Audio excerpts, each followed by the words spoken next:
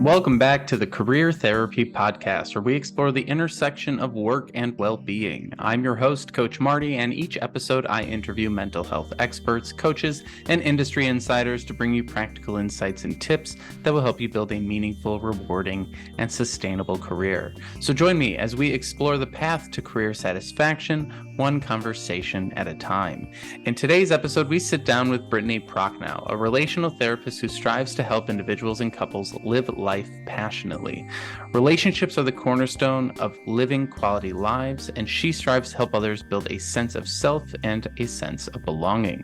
Her work encourages others to move beyond complacency, both professionally and personally, by enhancing self and relational awareness. Together, we discuss workaholism, how it develops, what it looks like, and what you can do to break the cycle and begin living a more connected, fulfilling, and engaging life. If you like the Career Therapy Podcast, please leave us a review on Spotify and iTunes, share this episode with a friend, or leave us a comment on YouTube so we can help more people navigate their way to a better career. Spotify also has some really great engagement tools. So if you look at your app, you'll see some questions that we've put in the description. We'd love to get your feedback on what you're struggling with and what topics you'd like to hear in future episodes. That's all for the intro. Now let's dive into this week's conversation with Brittani. Brittani, thank you so much for being here today. Can't wait to dig into our conversation. There's so much about this topic that I actually don't know a lot about. So I'm going to be looking to you for all the insights and expertise. But before we jump into it and start talking about workaholism and addiction and all the different things that go behind that, I'd love for you to just give us a little bit about your background and how you got into this work. Sure. So I am a licensed clinical social worker. Grew up in the Philadelphia area. I am now living in Raleigh, North Carolina. Better weather and, just more sunshine all year round. I actually was really interested in journalism at first when I was looking to go to school, and then got really interested in psychology. And I have an aunt who's a social worker, and she was like, hey, if you're really interested in this field, I think social work is actually going to be the better route for you to go. And I'm so glad that I did. She introduced me to her work. She was a clinical director at a co-occurring disorder day treatment facility. So it treated both addiction and mental health. And that was kind of my first real experience in seeing exactly what therapists do, what it all looks like. So fell in love ever since. That's incredible. And when you were doing your work, when did workaholism or addiction start coming into it? Was it something you studied in school? Was it something that came up through your clients, a combination of both? What were your early experiences with addiction? Sure. So my background's in family therapy and addiction. I've always wanted to do addiction. I thought it was just fascinating for multiple reasons as to how people started using. People would feel like a sense of connection within the groups that they would use with. People would feel isolated and alone from friends and family otherwise, like just the holistic realm of what addiction brings to a person.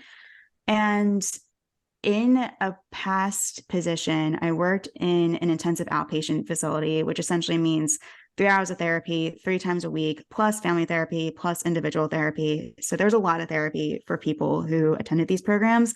And it was for professionals. So it was for like doctors, lawyers, pilots, people who had really intense professions.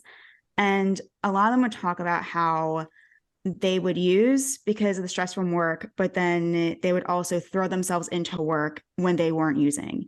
And so it felt like this sort of thing of like, okay, work keeps me going, but then without drugs, I can just throw myself back into whatever it is that I'm doing throughout the day.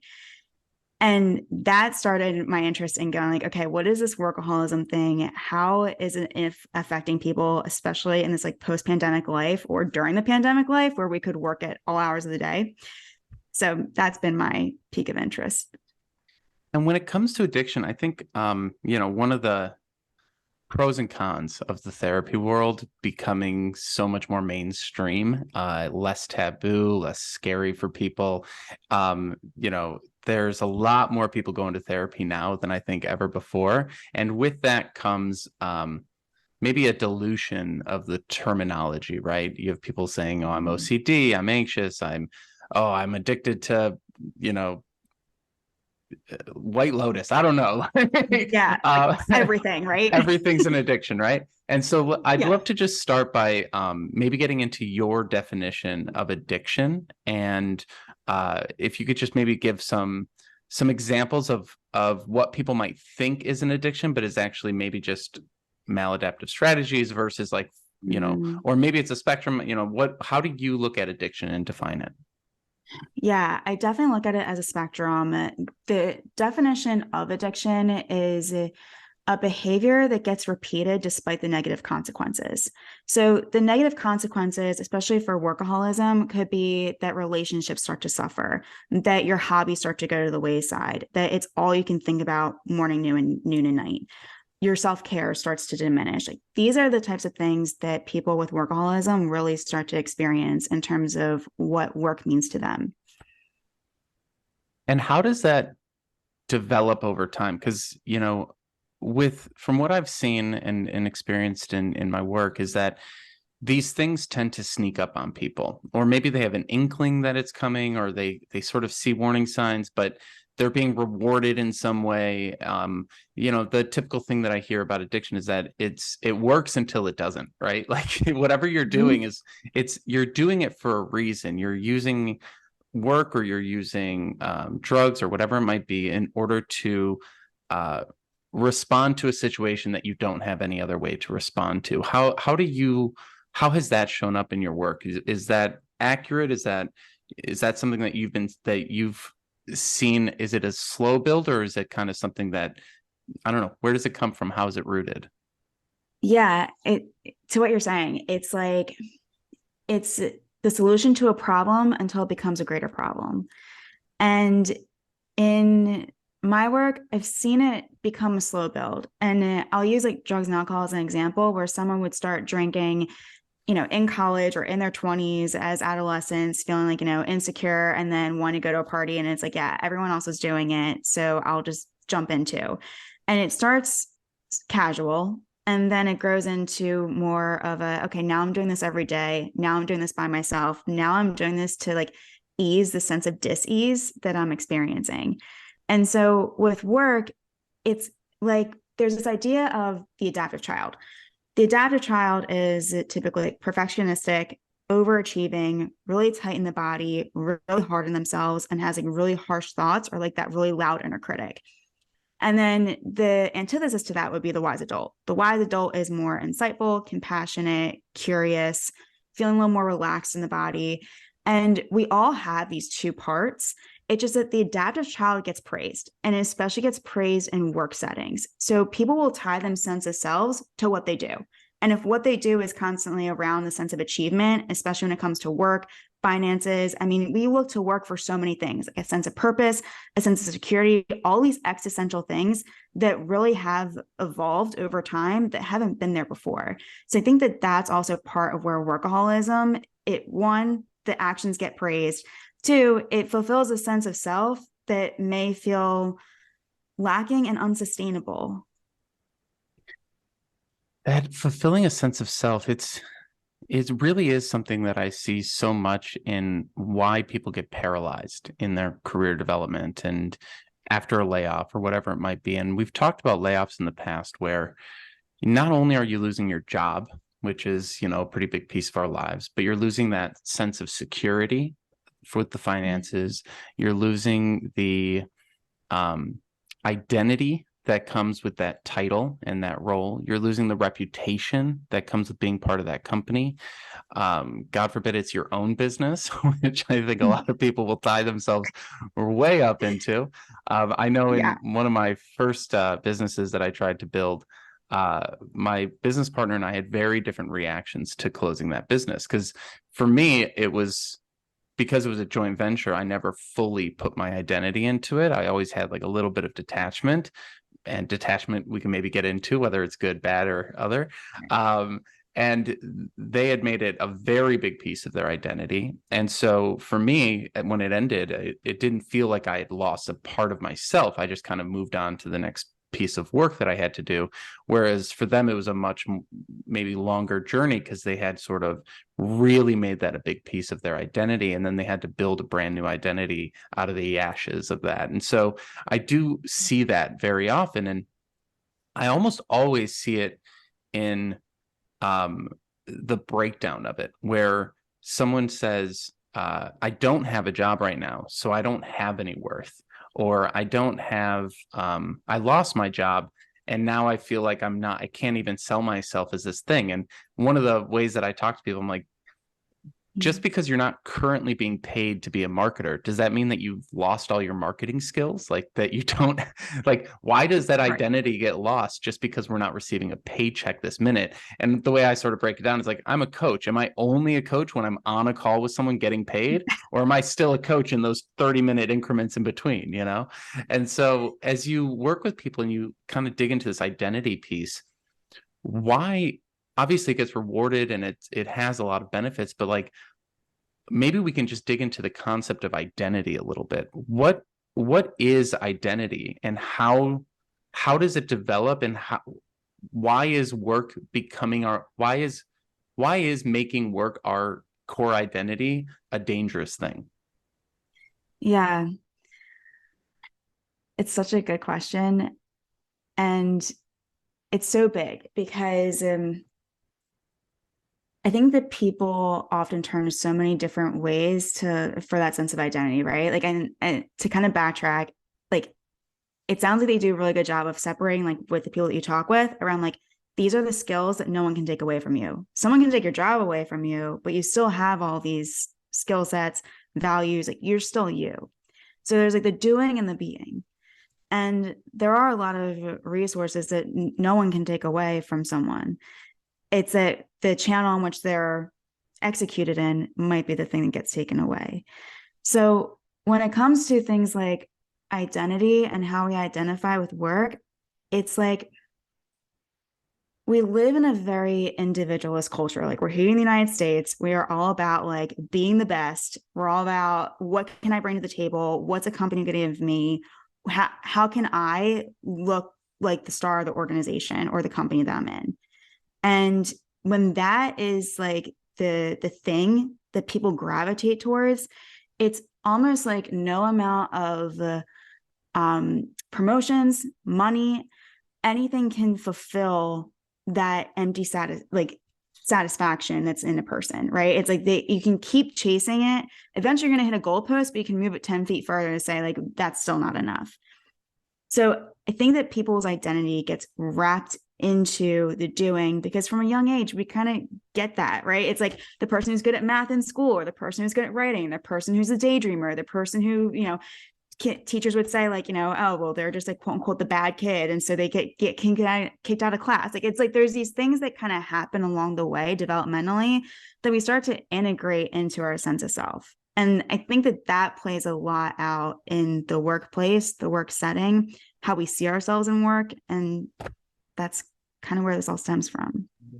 And it really does start early, right? One of the first questions we ask kids is, what do you want to be when you grow up, right? And one of the first things we're asked as professionals at a networking event is, what do you do? And I see that stress people out so much. And, it's kind of interesting when you go to different cities, people might have different ways of introducing themselves. Like in Colorado, they'll say, where do you ski? Instead of what do you do?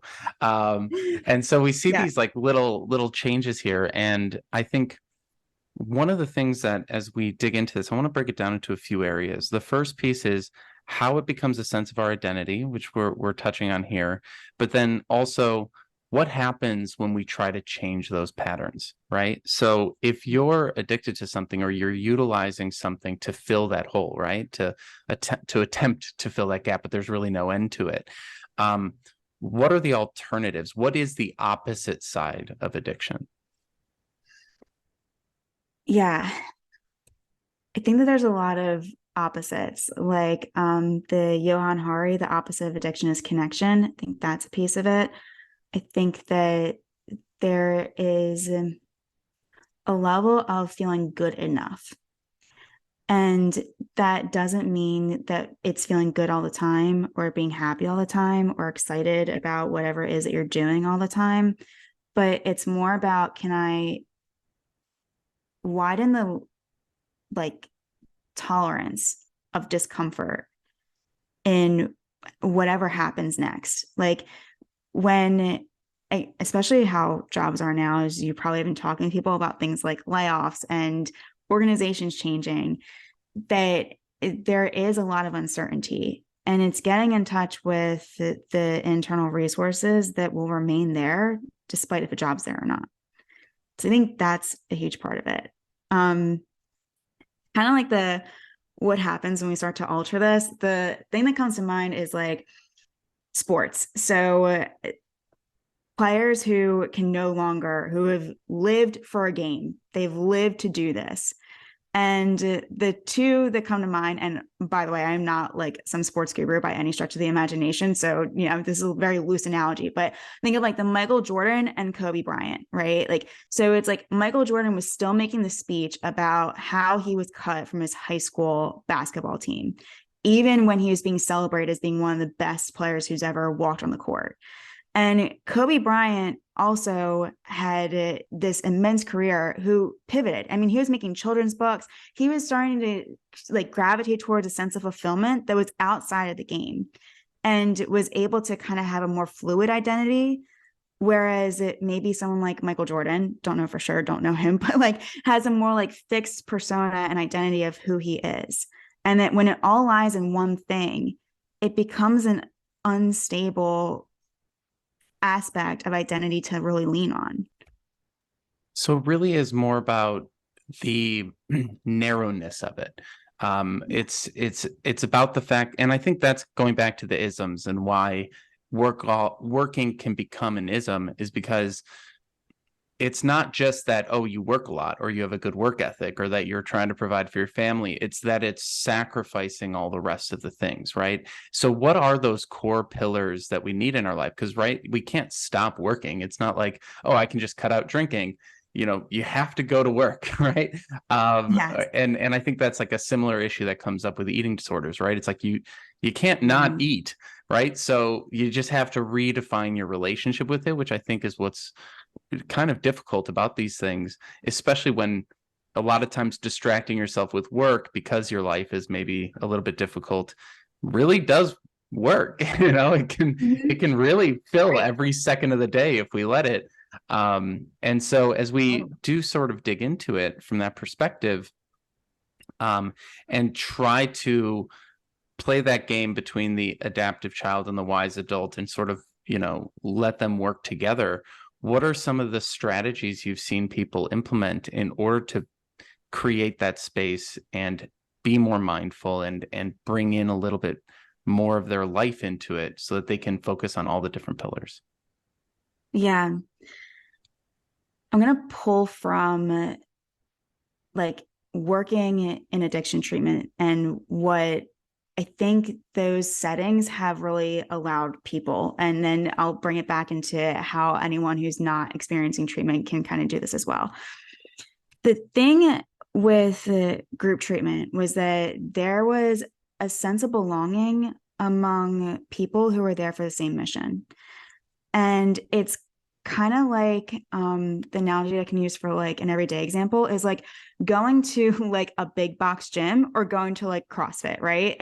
And so it's like you have people doing their thing individually and like wandering about, and they come in, they leave, they don't talk to anybody, they have their headphones in and they're good. Then you have a group of people who are in it together. They're cheering each other on, they're doing the same thing, like that there is a mission for that day that they're all trying to accomplish. And so it's sort of similar in the sense that no one's doing it on their own, and that there's a group of people who have this like cohesion in the way that, yes, they're on the same mission, they have similar experiences and struggles, and that they relate to one another. And I think that that sense of belonging is really imperative, especially when it comes to workaholism, because it's taking out the idea that someone has to do everything on their own and that they're alone on this journey. They're doing it to fulfill a sense of self. It's all about kind of like that individual mindset and more thinking about relationally and what that can bring. So when you have other people and other aspects of life to look forward to, I think that's a huge part of breaking out of this. I need to work to feel okay or to feel like I'm enough. And that really is like whenever I've done research on addiction or talked to people about addiction, one of the big things that comes up is there's the concept of being a dry drunk, right? So you're not drinking, but you're not doing any of the work to, change your relationship with the anxiety or whatever it might be. You're not building community. You're not tapping into the other aspects of life. You're just not doing a thing, right? And so how do you sort of look at that concept of the difference between when we're trying to get out of addictive behaviors, the difference between just not doing the behavior and building a life that enables you to not need that behavior? I'm not sure if I'm saying it quite right, but how would you Yeah. conceptualize it? Yeah, I conceptualize it as abstaining versus recovery. So if recovery means to strengthen and to heal, then it really is getting to the problems that this thing has been looking to solve to really start to heal them. And that's a really hard process because it's not as clear cut as having a broken foot and you need a cast for 6 weeks to heal it. It's more of again, an internal journey, and that can be done with other people as well. And I think that someone who's just abstaining is like, okay, I just won't do this thing. But then what else am I going to do to fill my time? And what happens when these uncomfortable thoughts and emotions come up? And what do I do with those? And I think when people are trying to when we're using workaholism or any other isms to kind of distract ourselves, let's say, from the struggles of life, I like how you hit on that concept of tolerance and connection. So we need to learn how to better tolerate the things that are happening, but then also reach out to people to connect and to build those relationships. But I do think that a lot of the reason that people turn to addictions, whether it's workaholism or alcoholism or any of the other things, is because relationships have been something that's very difficult for them, or maybe the relationships they had were unhealthy and fostered a lot of the things. So let's Sure. say you're someone going through this and you're like, all right, I'm working 80 hours a week, I'm neglecting all these other areas of my life, I'm going to put myself back out there, try to join these communities or build these connections, but that's going to trigger the emotions that maybe initiated the workaholism in the first place. So what happens when those cycles start, and what does recovery versus abstinence, what does recovery actually look like? Mm, yeah. It looks hard. I'm not gonna lie.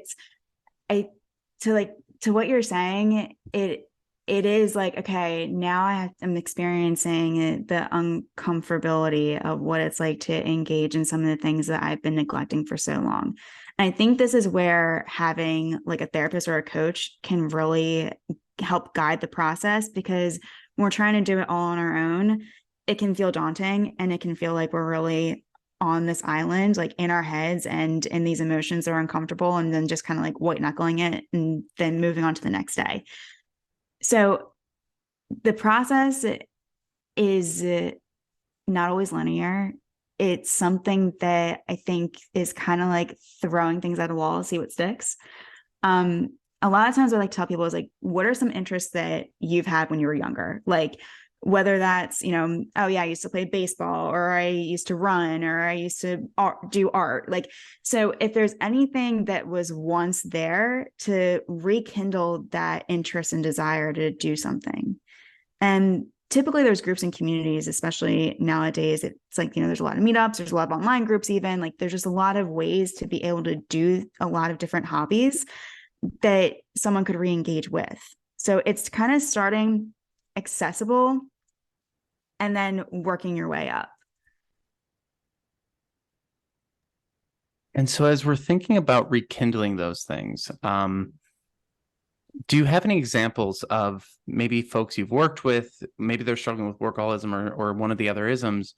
I think a lot of times the media portrays things as like these epiphany moments, right? I have this epiphany moment and I never drink again. I have this epiphany moment and I like quit my, like, if you just think about the movie Office Space, right? He spends the Yeah. whole movie, you know, after being hypnotized, like detached from work, and then eventually he becomes a construction worker, and that's where it ends, right? All, you know, going off into the sunset. And I think one of the things about what you said here is it's not a linear process. You might have starts and stops. It might take a few tries to even build the muscle to be able to put boundaries in place. You know, you talk to anyone who's quit a substance, and there's like maybe a dozen times that they've gone, all right, first I had to do a day, then I had to do a week, then I had to do a month and a year.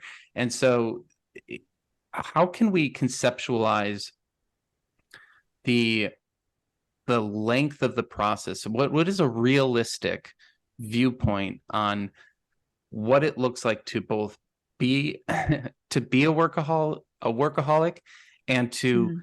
change your workaholism? Because I think that maybe that's a very, going back to the fact that all these terms are a little bit pop culture right now. Mhm. I think it's maybe not clear in people's heads what exactly a workaholic looks like versus someone who just has a good work ethic, and what recovery looks like versus, I don't know, someone who just like is maybe even destroying their career in response to that, right? Because you could very easily go, all right, well, I'm not going to be a workaholic, so I'm just not going to focus on this. And then 10 years from now, you don't have a job anymore because you've kind of just let the house burn down.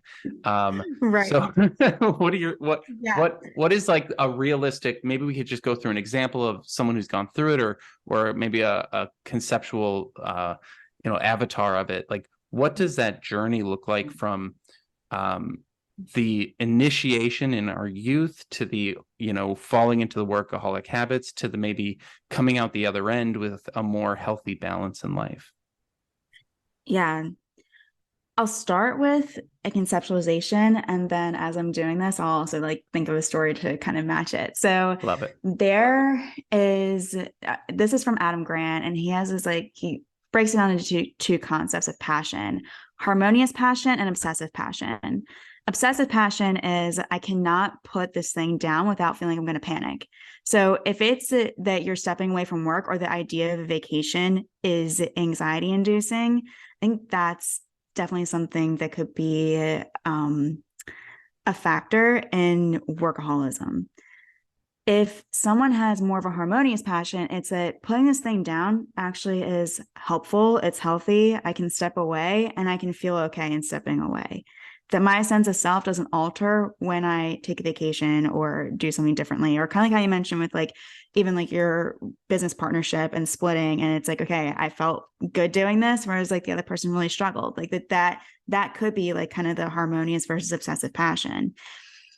I've in working with people, and I'm thinking back to even like the addiction piece of like working with people who are struggling with addiction and also having these like really challenging job positions.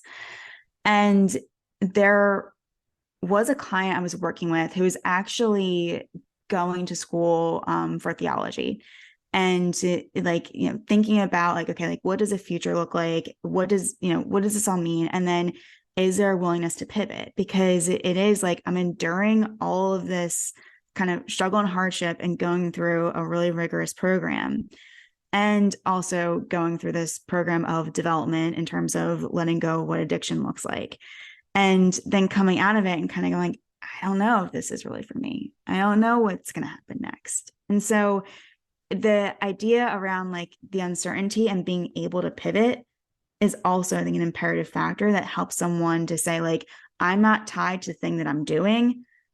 Those values, those skill sets, they're still there. And I can come out of this and pivot into whichever way I see best fit for my life. It's kind of like the sunk cost fallacy. Like, I don't have to be tied to this type of thing.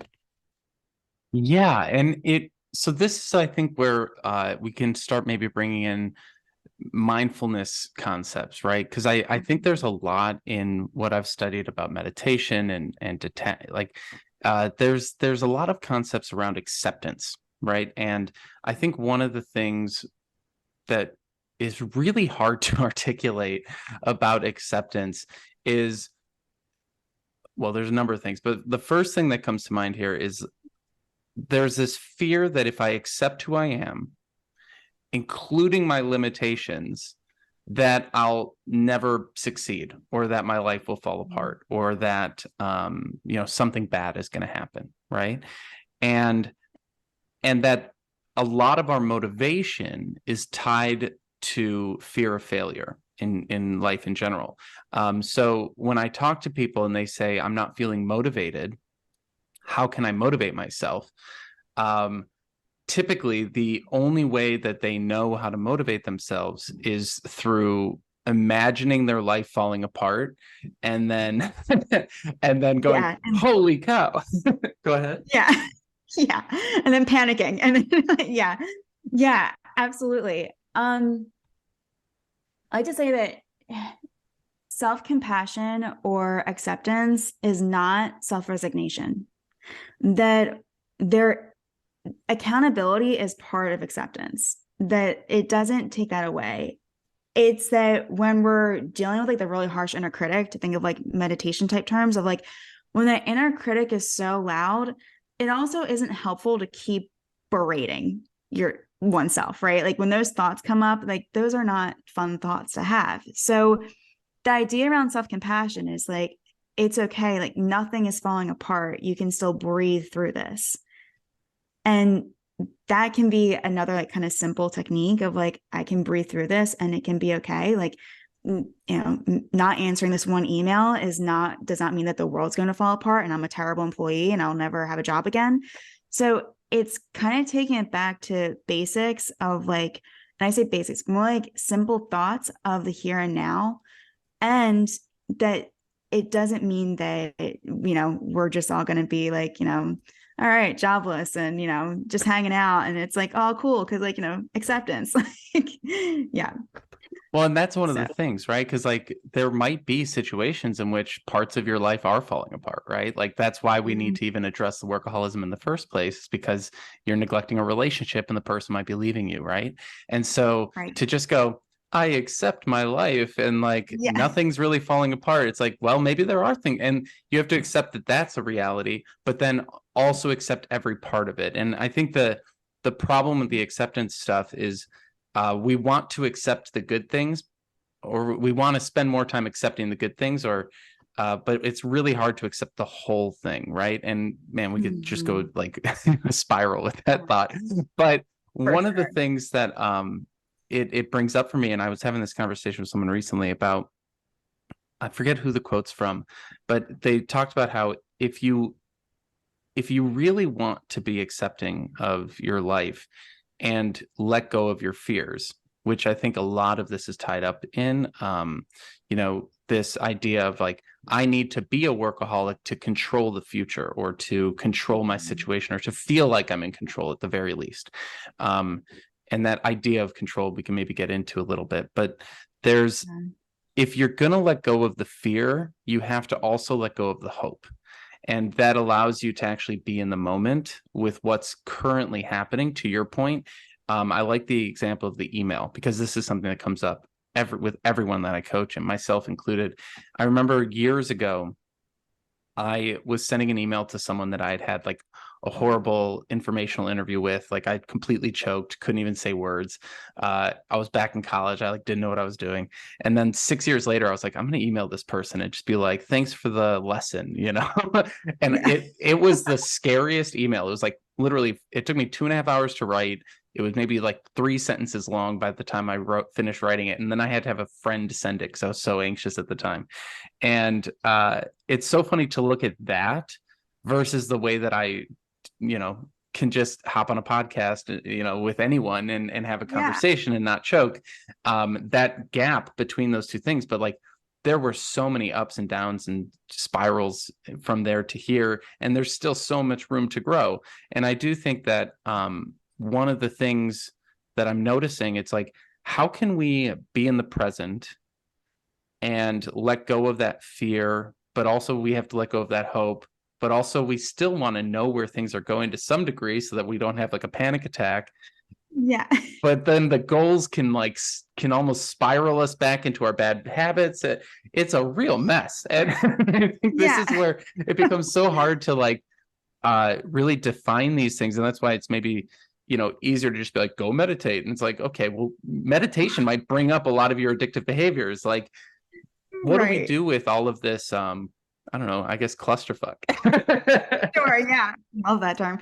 Yeah. It kind of makes you think of like, like I'm in the yoga community as well. And so there is this sort of brand in the yoga world that's like, I'll just like travel and just like do whatever. And like, cause like, self-compassion, but there's like zero level of like, let me like have a sense of urgency to like send an email or do something with that. So it's like there's these kind like this spectrum of like, oh gosh, like how do I send this email? And I'm having like super like anxious moments about it to like everything's whatever. So I like to think of this as like accept is a verb and acceptance is not always like the final destination. That if it's more of a skill than it is this thing that we need to have at all times. So this is kind of where I think in a way it's like self-help perfectionism kind of comes into play of like, but I need to have acceptance. I need to be more self-accepting. I need to show self-compassion. And like, there's all these things that we quote unquote need. And that it's not that those things are bad. It's that when we think that it's going to be that it needs to be a certain way at the moments we need them to be in at any given time, that it starts to get messy and can really be overwhelming. Like you're saying, like there's all these like scattered parts. So if we break it down to accept as a verb, you can breathe in the moment and you can also plan for the future. That there's like breaking it down in time in terms of like, I can think about what the next 5 years is going to look like, maybe for these 20 minutes of time. And then the next moment is like, okay, but now I'm going to, let's say, send the email or, do this task or, do the things that are in the immediate. It's giving ourselves the ability to be flexible without feeling like it has to be a certain way all the time, or that there is that fear of like, if I show myself compassion, I'm then going to be this person who like doesn't get anything done, because that can also be a fear too. Yeah, and it really is one of those things where I think, again, the fear of acceptance is like, well, I know what the worst parts of me are. Mm-hmm. So if I truly accept the worst parts of me, then I'm going to do those things 100% of the time. And I think maybe this is where that binary thinking perfectionism comes into play, where it's like, throughout my entire life, I've always had like I'm too binary with most things. And it's something I consistently am working on. And one of the things that I find when it comes to like, I don't know, working out or something, we talked about this on recent podcasts, is like, I feel like I'm either not working out or trying to work out every day. And there's like no in between with that. When in reality, there's a lot of gray area that I'm just not giving myself credit for. But there's a really funny thing that happens in there where, to your point, if I show myself compassion, I won't get anything done. But that's ignoring the part of you that does have drive, that does have interest. That, one of the things I've noticed is I used to get really worked up if like I'll set a goal. I'm going to go to yoga every day, and then I miss a day, and then I get really freaked out about it. And I just have to keep reminding myself that like, there's only so much time I can sit on a couch. Like truly, like there is a breaking point where I have to get up and go for a walk. Otherwise, I'm going to feel like my body's in pain, right? Like you'll get bed sores if you never leave your bed. And so like, it might be like 3 months before that hits you. It might be whatever. And I think where this gets confusing though, is we want to learn how to trust ourselves, and we want to be like, I'm naturally going to want to work out if I just allow myself to be present in the moment and listen to what my body needs. I'm going to want to eat, something healthy if I listen to myself. And I think where some of this stuff gets really warped is that like, if you're drinking or working or anesthetizing and numbing yourself to how you're feeling, that's, I think, where you can go 5 years without working out. You can go a decade without eating well, because you're constantly anesthetizing yourself to how you're feeling, both the good and the bad. And I think that that's where we can get really stuck in this inflexibility. And I like what you're saying there about the difference between flexibility and perfectionism, and trying to, play with those a little bit, because it's that fear is only legitimate if we continue to ignore all of the natural things that are happening. And the problem with like alcohol or something is that it hijacks your actual chemistry and can make you more slothy or whatever it might be. So when we look at building in that flexibility and building in that perfectionism, or not building in, but like dealing with our perfectionism and showing that compassion, it might bring up some hard truths about ourselves. It might show us that we'll never actually have a six-pack because it's just not something we care about, no matter how much we beat ourselves up and berate ourselves. And I liked what you said earlier, where it's like, we don't do something, we berate ourselves for not doing that thing, and then we berate ourselves for berating ourselves for not doing that thing, and then we berate ourselves for berating ourselves for it's like, yeah, it's turtle, and then it's turtles. Yeah. And so when we do start accepting ourselves, I think there's harsh realities that come with that. And one of them might be, oh, this is my attachment style, or, oh, I actually can't change as much as I imagine myself being able to, or at least I can't change in the time frame that I imagine I could change in, or I can't actually, berate myself into good health or into less work or whatever it might be.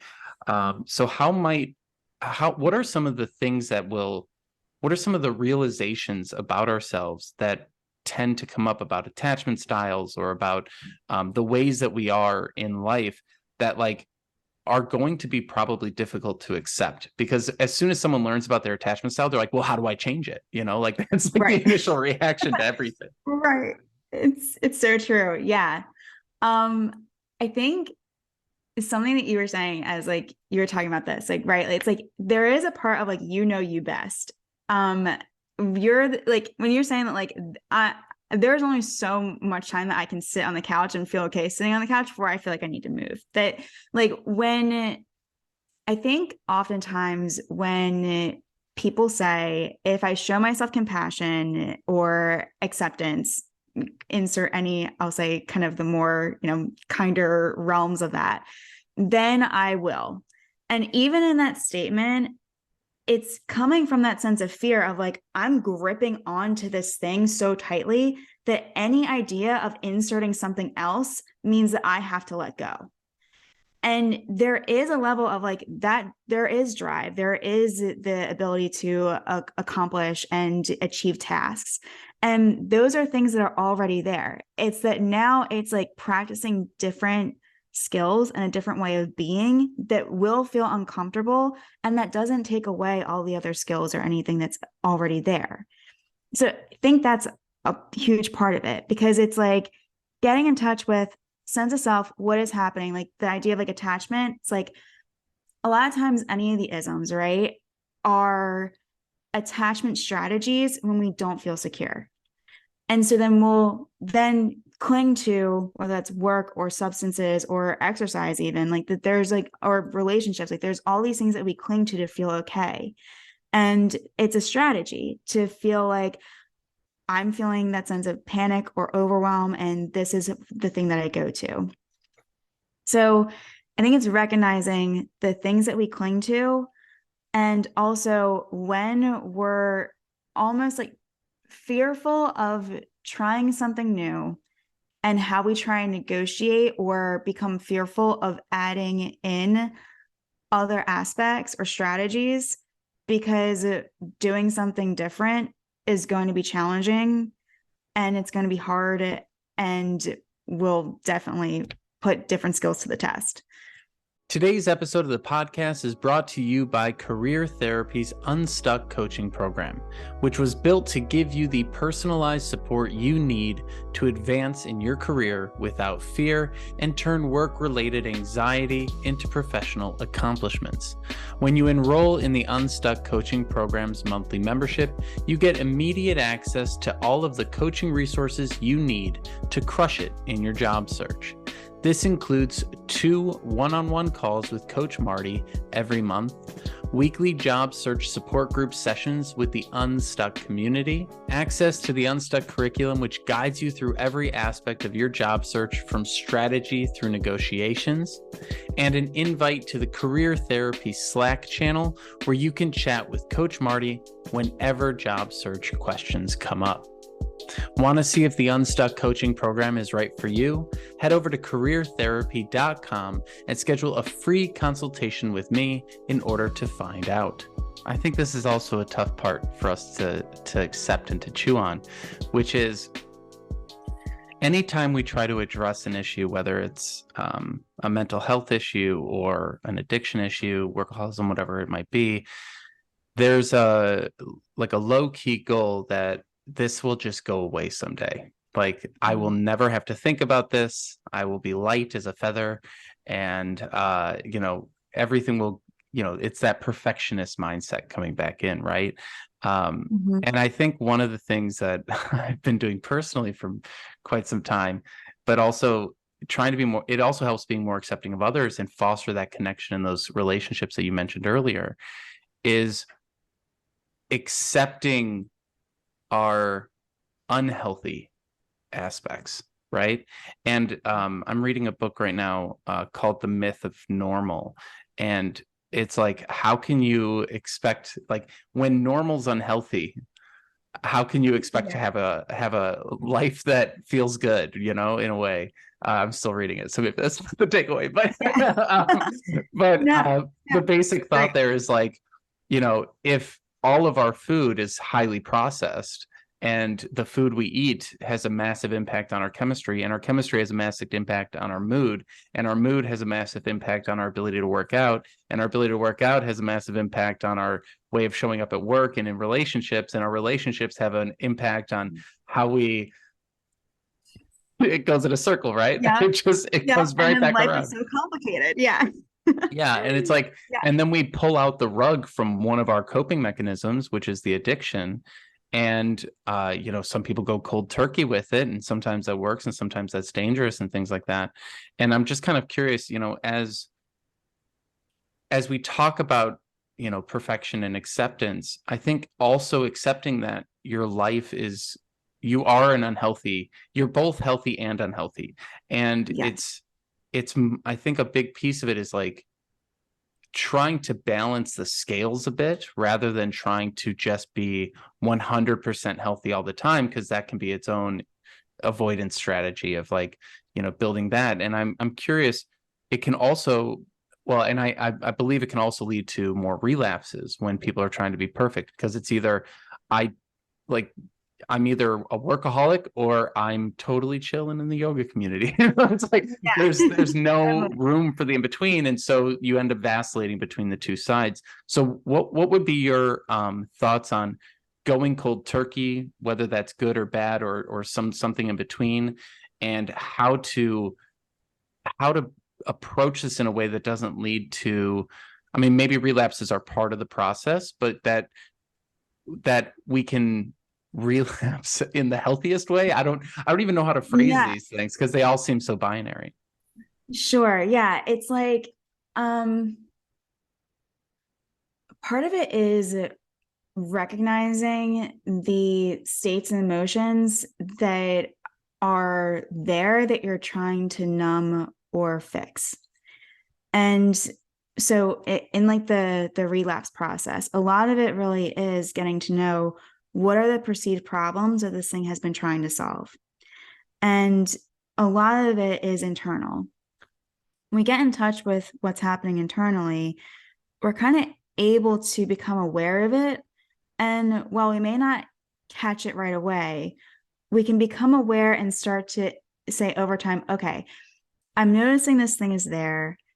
I'm noticing that I'm starting to work a bit more, that the boundary that I set about shutting off my laptop at 8 p.m. has now turned into 8:15, 8:30, 9 p.m. And now it's just a matter of, okay, practice is better than perfect. And I'm going to go back to the boundary, or I'm going to go back to the commitment that I chose to make for myself so that I can feel better in all areas of my life. Yeah, I think that's really incredible because that also addresses like how to notice when things might be going off the rails, right? And building in that like, okay, there is a maybe margin of error that I'm operating in. And as long as I stay within that margin of error, okay, we can keep getting back on track and not fall off the rails. I know we're getting towards the end here, and I wanted to just maybe dig into a couple of thoughts around how you see this uh, come together in terms of our identity again. So I want to just bring it back to what we started with. As you go through this process of acceptance and letting go of perfectionism and letting go of the workaholism and all these different things, there almost needs to be a new sense of self that is developed. And when people are thinking about shifting, even with this sense of identity, it's identity is formed in relationship with others, right? So when people are trying to build their identity, there's sort of a a push to like go into a black box, figure out your identity, and then show it to the world. But it has to be relational, right? So as maybe someone is sitting at their desk, they're like, maybe I'm a workaholic, maybe I'm not, maybe I have some bad tendencies, maybe I have some good tendencies.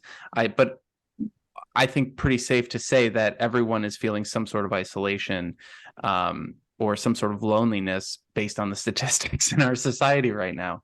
So, Yeah. with the concept of community being such a counter effect or connection being the counter effect to addiction, what are maybe some easy takeaways that people can, maybe not easy, but some clear, like tangible things that people can do to take the spotlight off of themselves? Because I think in our job search, in our careers, in our online presence, like you and I both have websites, right? It kind of forces you to be very self-centered, right?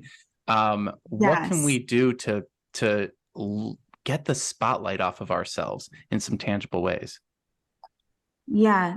Because there is this very much like there's the individualist point of view and then there's a collectivist. And one way is volunteer to go and be in community. And like that really is a mechanism to look outside of yourself and to be in community and doing something that's more altruistic. Another way is the ability to kind of look around and see how other people are thinking and doing. Like whether that's calling your aunt and seeing how she's doing, like doing something that's so intentional to say, I can switch from being focused on myself and what I have to do and my job to take the pause and relate to somebody else. That it's more of like the relational thinking aspect and making that super intentional that I think could really help. The idea of like sense of self, I always like to think in terms of the values. So there's in like motivational interviewing, there's like this huge like list of values, and there you can Google online like list of values. There's going to be a bunch of sites that have them. There's probably going to be like 80 of them, and it's going and listing like maybe 20 and then maybe 10, 5, and starring 2 out of those. And then recognizing, is this value moving towards, or is this value based in fear? Like I've like some people will say, oh yeah, it's like financial security is definitely a value. And it's like, okay, is that something you're moving towards, or is that because you're so afraid of losing? And so then when it's based in fear, you can recognize like what are the actions that I'm taking each day that are making me cling to something that I can maybe loosen the grip of. So if that is, let's say, to take this example, if it's checking your bank account every single day, maybe it's like, okay, today I won't check it and I can let that be. That it's moving towards, I'm afraid of this and I have the courage to take a step into the fear rather than letting this thing or this fear dictate everything I do. That is such a great thing for us to end on is that being courageous and stepping into the fear. And just to recap some of the things that we talked about today, addiction is a behavior that gets repeated despite the negative consequences. So if we're thinking about our work or whatever it might be, look at the consequences of the actions and analyze it from that perspective versus maybe just berating ourselves again for everything that we do. So you could easily do that. There's the need to differentiate between the doing and the being, and I think that gets down to who we are as a person, which is much more relational than we might think, and what we do as a profession. I love the concept that connection is the opposite of addiction, and we really should be searching for that sense of belonging rather than achieving, maybe. We could do a whole nother episode, but the idea of harmonious versus obsessive passion, accountability is a part of acceptance, and letting go of that binary in order to listen to ourselves. I really appreciate you going into all these different details, and this is such a big topic, and I feel like we covered some broad strokes of it, and obviously there's so much more that we can go into. But I hope if people are out there and they're maybe feeling overworked, they're putting in those 80-hour weeks, that they can just take some time to start the process of being present with it before trying to change it, so that they can, exactly what it is you're trying to change versus, oh, I heard this podcast, now I need to stop X, Y, and Z. It's like, be more mindful before just jumping into all these things. But Brittani, if people want to learn more about your work and what you're doing, where can they find you? Sure. My website is beprocknow.com. I have a newsletter that you can sign up at. I will email you like a blog every week with some awareness and action. It's kind of the things I like to write about. And Instagram is Brittani Procknow. I'm active on those. Not too active on other platforms, so I'll leave it there. Wonderful. And we'll link all those below. Brittani, thank you so much for joining us today. Awesome. Thank you so much, Marty.